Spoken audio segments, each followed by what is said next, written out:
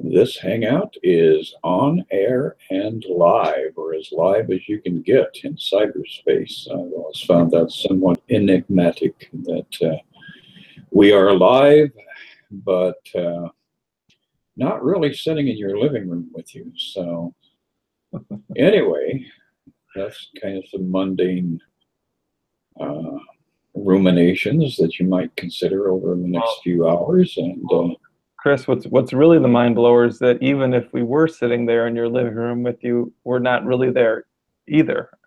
Yes, Because nothing is exactly. happening. It's that ongoing paradox of life in the material world. First you see a mountain and then you don't. All of it is subject to change with whim. How are you this morning, Charlie? I'm doing just great. Thank you very much. It's interesting that you're going back to this section. I've had the word joy, which is used so much around Christmas time. Joy of the season and joy, Christmas card, joy everywhere. And it's just been predominant in my mind recently, just this recognition that we're, as the Course teaches us, we're supposed to be in joy. It's our natural inheritance. It's where we're meant to be with our Father, in joy. And I keep reminding myself that's a choice I can make to be there. And this section, Christmas as the end of sacrifice, talks about the light. Sign of Christmas is a star, is the light in the darkness, and that recognition, brings joy. That light is within inside of us. That dark place that we've been living doesn't have to continue. We can choose to be in the light and be in that recognition and experience of joy, if we so desire. And why not choose that? It's a lot better feeling than the darkness. So it's just been really popping in my head a whole lot. Just as the day is going on, joy will pop in and put a smile on my face. So now Barrett smiles right now, and Chris is smiling, and it just reinforces that joy. Thanks, guys. Absolutely. It's a beautiful way to start off our discussion. We're on the eve of Christmas, and we've just transitioned in that tilt, so that the angle of the sun is approaching us now with growth each day as we've passed into the winter solstice. So this is the time of year when we celebrate the return of the light, the expansion of the light. And of course, Barrett is one of the light bearers up in the north side there. So we were able to get a little extra radiance from his direction. Well, I really do love this time of year. And you're right, as we're recording it, today is the winter solstice. So it is, on one hand, it is, the shortest day of the year. It's the least amount of light, but it is symbolic, and it's that turning point, as you're saying, for us to really reclaim the light. And it really fits with this idea that it's always a choice. Even in the darkest times, we can make a choice to see the light. It's not that the darkness puts out the light, it just temporarily is not in our awareness. So we get better and better at remembering, oh, right, I can choose peace right now. I can remember the light is here. I can see the star even in the darkness, and the star will lead me to the light, just like the story of the star leading the wise men to the Christ child. Well, all of us can be wise men if we choose to follow the star. But maybe we're just wise guys instead. I don't know. Yeah, I do think that one of the things that I also relate to in a very personal way at this time of year is the concept of birth. The birth of this personality who evolved and became Jesus. And that birth, literally was a turning point in the history of planet Earth. It was a solstice that was unique unto itself. And I like to personally embrace that idea of the child of innocence being born within me. So it's not a remote child in a remote corner of the planet in a manger, with turbaned wise men hanging out in the periphery.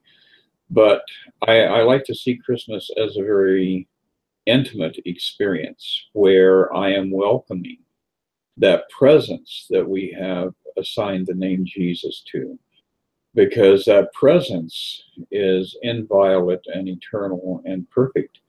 And the more I embrace that within myself, the more I give birth to the truth of my own being. So I think this is a very important and profound holiday if you approach it from the right direction. I mean, if you're approaching it from the direction of corporate America, it's profoundly important to them also because their coffers get filled to overflowing. But for those of us who are on a spiritual journey, our hearts, our souls, and our minds are filled with this grace that overflows into all aspects of our lives.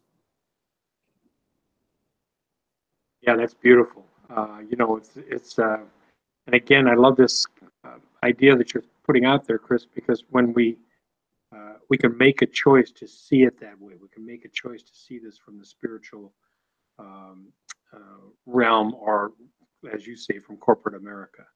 And I think that's such an important choice for us to make. The course in this section right here, Christmas as the end of sacrifice, is talking about this being a gentle awakening. Where we go from this concept of what Christmas has been to what it can be, as you're pointing out. And it is a birth, and this general awakening is a rebirth. Get to see this light, experience this light, be with this light. Concept of that holiness. Charlie, oh, I'm Yes, sorry. Your audio was cutting in and out on my end. I don't know if that was what you were experiencing here too, Chris. Yeah, we lost about half of what you just said. Your audio really is coming through very, very poorly. Do you have cable down there? No. Do I have cable down here? Yes. The other thing is, do you have a microphone and a headset maybe? I don't know that I have one. Go ahead. You guys keep going. Let me see if I have something right here on the desk. Okay. Okay. Well, Charlie is taking a momentary break, and we are continuing with this theme of embracing the presence of the Christ within as we roll through the holidays and see the light begin to expand. Yeah, and this last section in chapter 15, Christmas as the end of sacrifice, is so beautiful. As Charlie was saying, that line, the sign of Christmas is a star, a light in darkness. See it not outside yourself, but shining in the heaven within, and accept it as a sign the time of Christ has come. So this is very much what you were talking about, Chris, this idea of can we let the light be birthed in us? Can we let the joy be found in us? It is there to be discovered. It's never been absent, but we may have been missing it. We may have been basically focusing on one thing instead of the other. It's a little entertaining watching Charlie tip his computer around over there. A little dark down here. But that's kind of an interesting symbol too, right? I mean, all of a sudden the world is tipping, and we get to decide where we're putting our stability, right? I mean, this world seems stable most of the time, but then all of a sudden you can have an earthquake if you're in California or someplace like that. You could have a big fire that burns everything down. Here in the Midwest, you could have an intense blizzard that shuts everything down, or ice storms. So this world is not as stable as it seems. Even the very earth underneath us is not really a sense of true stability. But why? Because it's always changing. And ultimately, we want to put our roots down into something that is worthy of us, and that is spirit, right? Spirit is unchanging. God, Christ, truth is unchanging, and that is the Christ that is being born in us as we're stepping forward. So, yeah, I love this section and all the metaphors that it shares with us. Yeah, the other thing I like about this is that it goes back into that dialogue around the idea of you know, sacrifice. Sacrifice is so central to a lot of Christian teaching.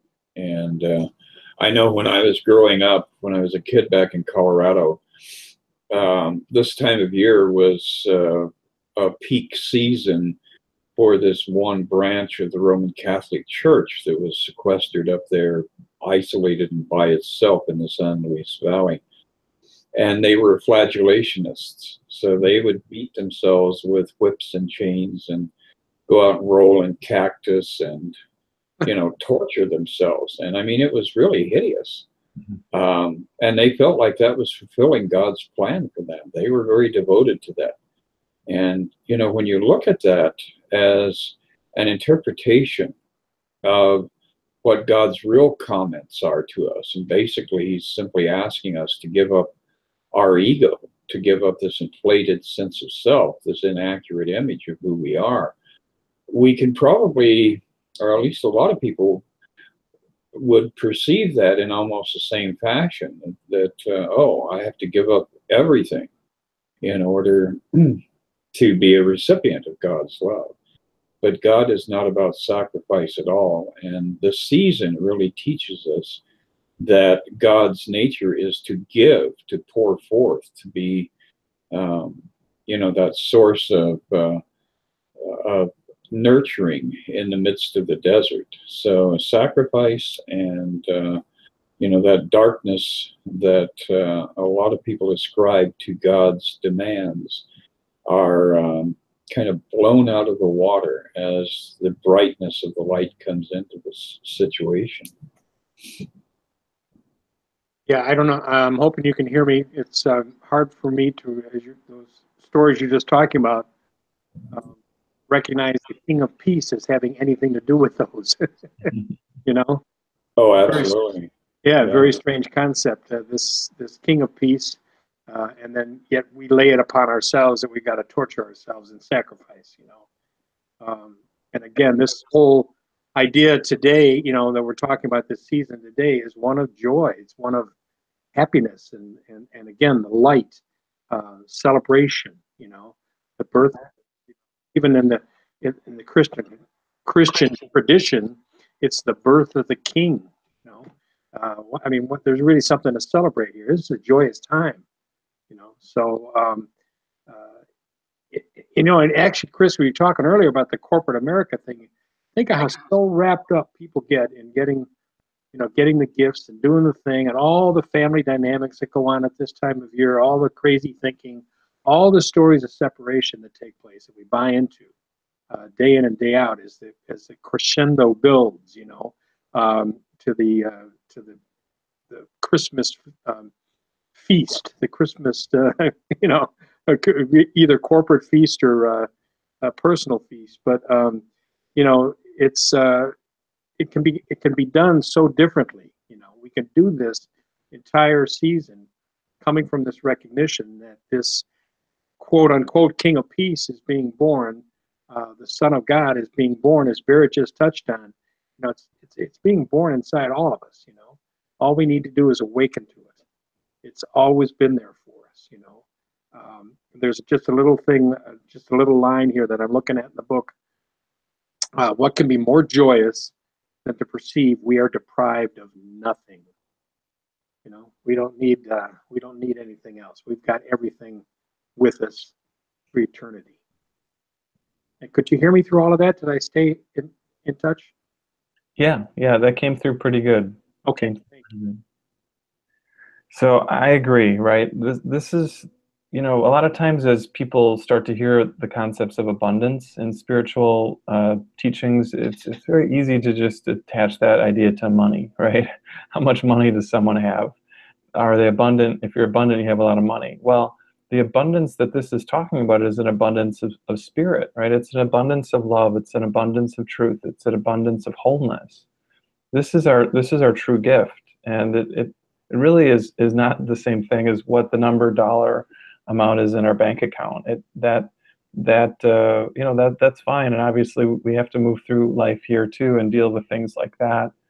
But the wholeness that we're talking about here transcends everything on the level of the physical.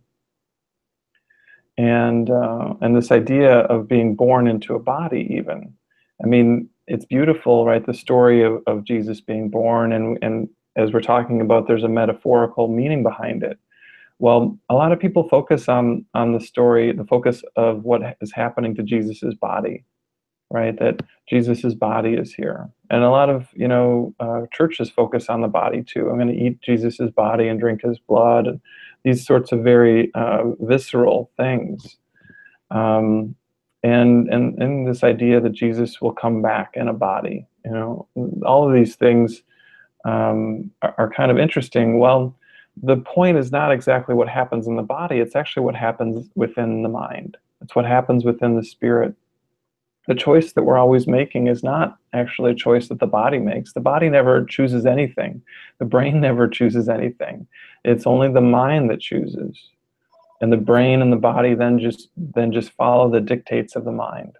And this is important because it puts us back in the driver's seat. It takes us out of being an effect of what happens in the world, being upset because Aunt Edna at the Christmas feast, brought up her political views, which are totally in opposition to yours, or whatever the story is that we can get really hooked into and find ways to judge and condemn. We can say, no, the truth of the matter is all Aunt Edna is doing is calling for love. Hello, this is Cheryl. And what am I doing? I'm calling for love too. And we can see our commonality in that calling. And say, well, what are any of us doing in any moment where we're not totally at peace? We're just asking for kindness. And I think that just brings us back to the real purpose of the season.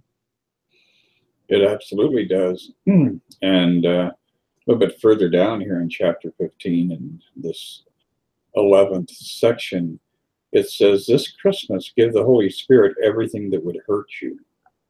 That is another huge idea that most of us fail to recognize, that there is this willingness on behalf of divinity, on the behalf of God, to accept all of our pain and sorrow and guilt and anger and blockages and frustration.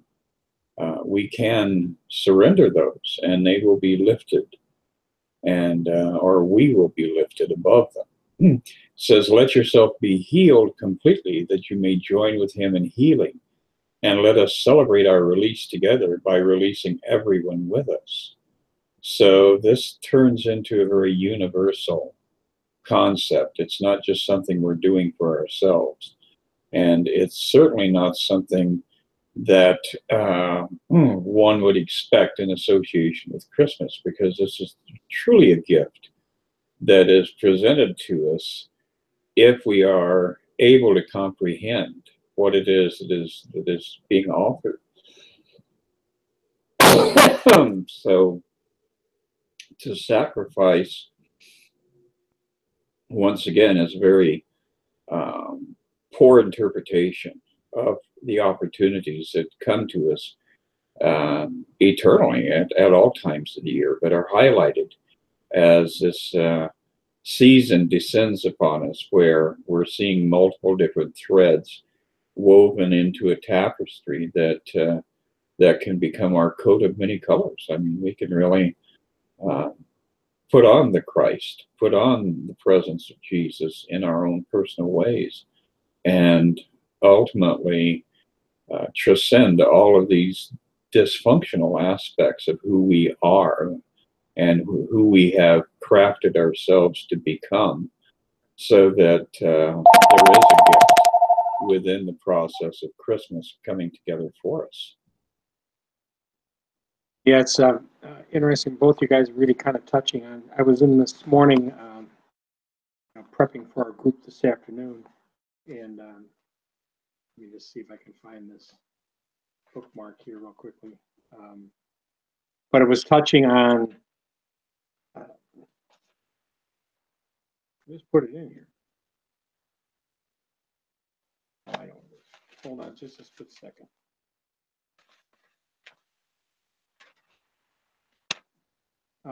That basically what it was. I can't find the exact spot, but it was saying that this concept that we are not a body, where we started out today, right?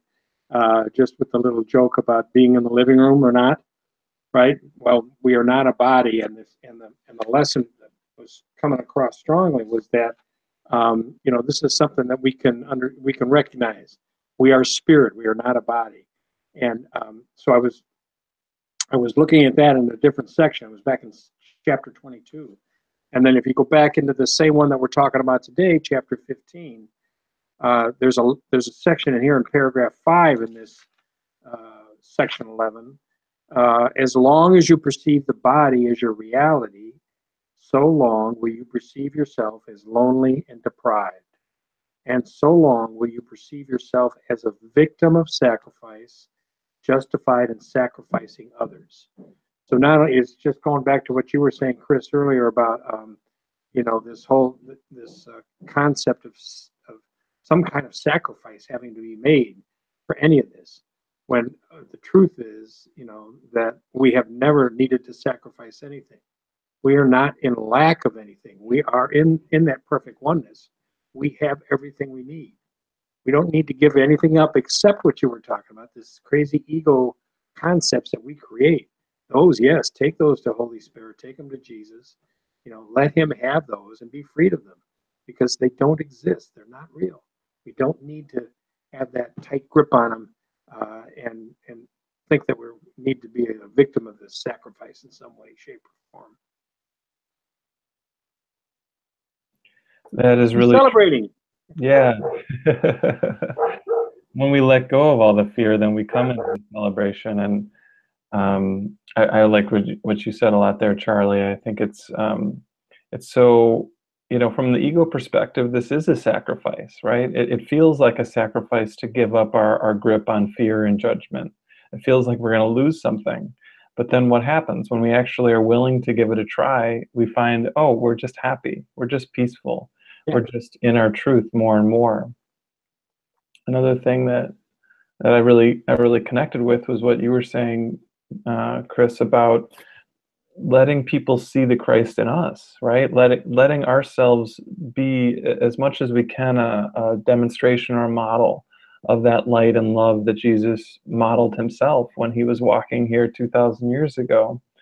And letting ourselves do our best to walk in those shoes. I mean, a lot of people would say that that's sort of blasphemy, to try to even do that in a lot of thought systems. But Jesus was not saying he was better than us. Jesus was saying he was helping us to see what is possible in us. And your sharing actually reminded me of a poem that Helen Schuckman wrote called "A Jesus Prayer." And I'm just going to read the last segment of this poem, because it speaks so much to what you're saying. And this is basically her talking to Jesus. And she says, "I take your gift in holy hands, for you have blessed them with your own. Come, brothers, see how like to Christ am I, and I to you whom he has blessed and holds as one with me. A perfect picture of what I can be you show to me, that I might help renew your brother's failing sight. As they look up, let them not look on me, but only you." And I think it's just really touching, that idea that as we go through our interactions, to not strive to be seen as an individual, for me not to be seen as Barrett, but for me to try to get Barrett out of the way enough that the light within all of us can shine through. And I think it's a beautiful practice to try to have as we go through our days and our lives. Yeah, I agree. That's beautiful. That brings to mind one of my favorite passages or statements by Jesus. You know, he often would just drop these little bombs, I think, and walk away. But on more than one instance, he urges us to contemplate or entertain the concept of our being as perfect as God is. And when he says, "Be ye therefore perfect, even as your Father, which is in heaven, is perfect also." So he's giving us a clear nudge in that direction of realizing that we can attain that level of perfection as we undress ourselves and step into our truth. You know, it's like in the Garden of Eden. All of a sudden there was a sense of shame, and they were grabbing fig leaves and trying to cover up body parts. But once we step out of that body, the miracle occurs. And we do step into that non-dualistic union, that state of experiencing God as self. And that's pretty amazing. Beautiful. Yeah, very nice, very nice. Yeah, and we're going to have to dash here because Mr. Barrett has things to do. I'm sure Charlie has things to do. And I feel I need to go beat the dog who is barking in the backyard. So, symbol of love right there. oh, yes.